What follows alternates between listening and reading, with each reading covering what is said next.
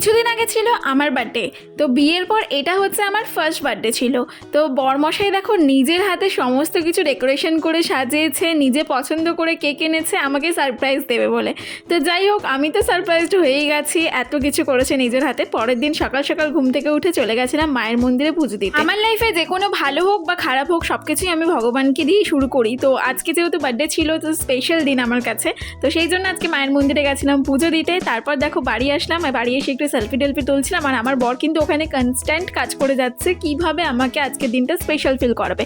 তো তারপর দেখো শাশুড়ি মা নিজে আসতে পারেনি, তো কি হয়েছে সমস্ত কিছু নিজের হাতে রান্না বান্না করে পাঠিয়েছে আমার জন্য, যা যা খেতে আমি ভালোবাসি সব কিছু পাঠিয়েছে। আর সব কিছু সার্ভ করে দিয়েছে। আমার বর সুন্দর করে ডেকোরেশন করে সার্ভ করেছে, স্যালাড কেটেছে, তার সাথে ফলও কেটে দিয়েছে আমাকে, যেহেতু আমি ফল খেতে ভালোবাসি তাই জন্য।